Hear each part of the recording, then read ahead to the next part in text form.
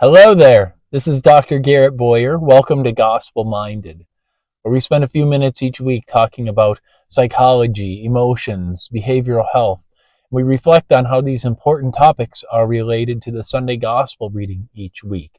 Like I always point out, this is no substitute for actually going to Mass or getting yourself to church or for participating in like counseling, therapy, spiritual direction, if you're involved with those sort of practices. But like we have seen and like we know, things of our mind and our psychology so often go beautifully hand in hand with our spirituality. I hope you like this video, and I hope that you'll subscribe to this channel so that you never miss an episode of Gospel Minded. So, as you can see, I am still on the road. Gospel Minded, on the road. I was on the road last week too, and hopefully this is it. Hopefully this is the last time for a while, and then I can get back to normal. Maybe, whatever that is. Even though I'm traveling, I still wanted to share a video this week because the gospel this Sunday is really interesting. There's this line where Jesus says, "Be careful to guard against all greed." Be careful to guard against all greed. Now, I got to tell you, it's interesting as I think about this from a psychology perspective. This isn't one of those topics that people come in frequently and want to talk about. Like, it doesn't happen often where people will come in and say, "Doc, I'm too greedy a person. Help me work through that." Now, it's not because I don't think that there are plenty of greedy people, but sort of understood by definition, greed is this strong or intense desire for more than what one truly needs.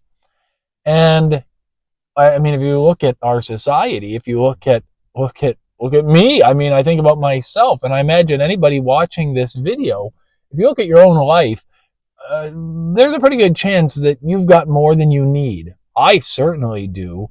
And we've just sort of accepted that's sort of a way of life, having an excess or abundance. I've definitely got more than I need. So it's sort of become normalized. And I think that may be at least a little bit of the reason why, folks don't come in talking specifically about greed. But what I do notice is this, the way that it manifests and what drives it. So when I think about greed, and when I've encountered people who try to seek out an abundance of stuff, whatever, a couple things may be happening. One, it may be in response to some kind of childhood or experience in one's life where they didn't have enough, where their needs weren't adequately met. And so now, at a different point in life, there's almost this overcompensation to sort of swim against that stream of memories of a time when I didn't have enough. On the other hand, and this is what I think is going on more times than not, it's when somebody has a sense of inadequacy, a sense of self-inadequacy, or perhaps don't feel adequately or appropriately loved or supported or cared for. It's almost like there's this big hole in their life, in their soul, that they want to have filled with something else, a sense of contentment, a sense of love, a sense of satisfaction. But they can't have that, and so instead they try to fill that vacant part of their life with something, a material thing. And on the one hand, that can seem like a pretty good defense mechanism, like even just like neurologically speaking. When we get something new, it releases dopamine and perhaps a whole series of other neurochemicals. I mean, it feels good to get something new.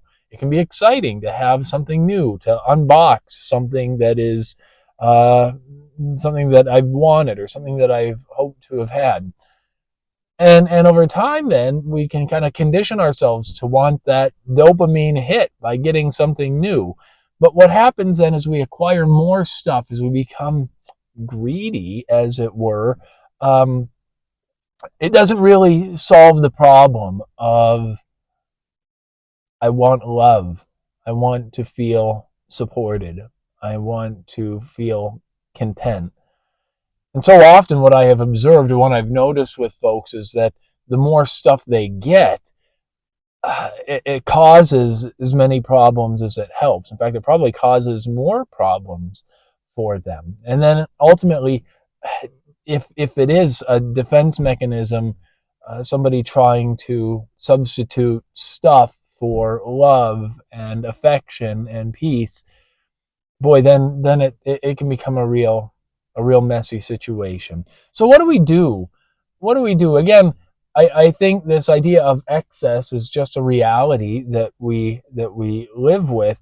But I think when for what I'm going to be attentive to in my own life, and what I invite you to be thoughtful about as well, is when thinking about buying something or acquiring something or getting something, maybe just evaluate at the heart of it, like, why do I want this? Is this something that I need or something that I want? And there is a difference. Is this something that I really need, or is this just something that I want? And if it is something I want, do I already have a bunch of the same kind of thing, and this is just adding to the collection? And maybe that's okay, but I think having a thoughtful bit of time to kind of reflect on why can be really useful. And if you come to that conclusion that it's to fill this void in your life where there should be something else, a relationship with another person, um, flourishing in your work or in your role. Like, if we're trying to replace those important aspects of human flourishing with stuff, maybe that's something we gotta work through. So in the gospel today, Jesus presents this parable, this story of this guy who acquires so many possessions and has such an abundant harvest. He's feeling very content, and he says, well, I don't have enough space to store all of my stuff. So I know what I'll do. I'm going to tear down my barns and build new barns, bigger barns, better barns. So that way I can have enough space to store all of my grain and all of my things.